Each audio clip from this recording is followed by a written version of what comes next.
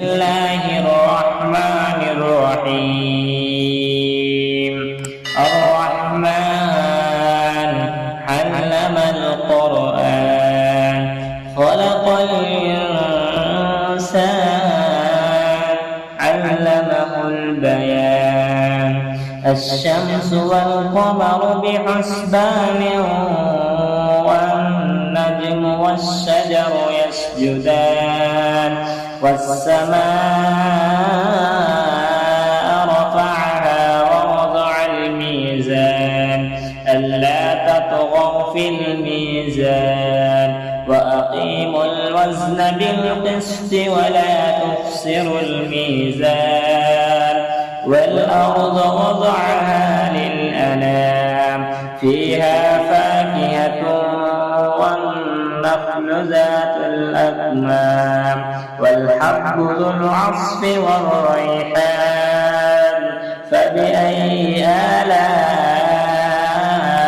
ربكما تكذبان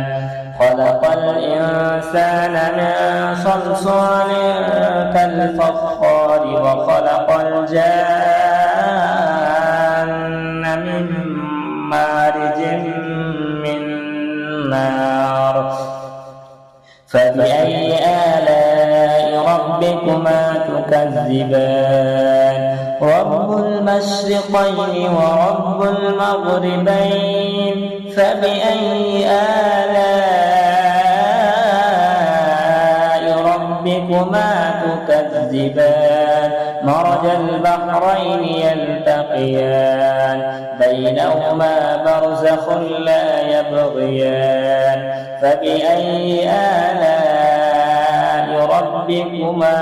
تكذبان يخرج منهما اللؤلؤ والمرجان فبأي آلاء ربكما تكذبان وله الجوار المنشآت في البحر كالأعلام فبأي آلاء ربكما تكذبان كل من عليها فان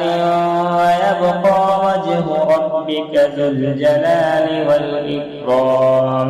فبأي آلاء ربكما تكذبان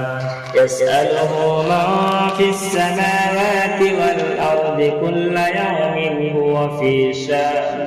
فبأي آلاء ربكما تكذبان سنفرغ لكم أيها الثقلان فبأي آلاء ربكما تكذبان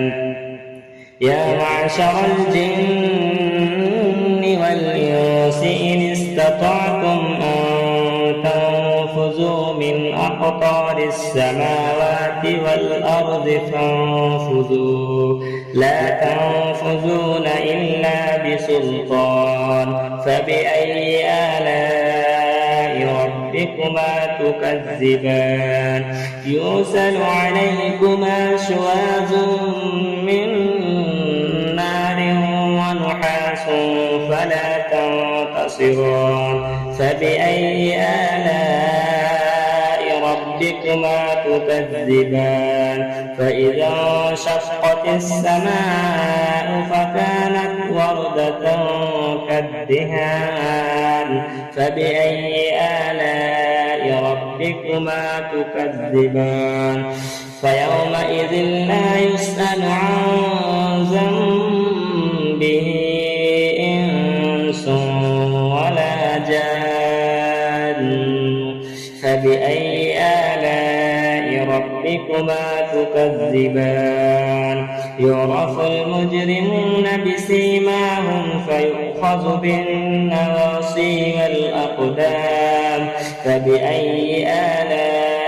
ربكما تكذبان هذه جهنم التي يكذب بها المجرمون يطوفون بينها وبين حميم آن فبأي آلاء ربكما تكذبان ولمن خاف مقام ربه جنتان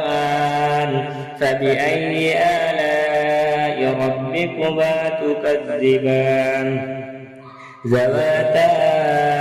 أفنان فبأي آلاء ربكما تكذبان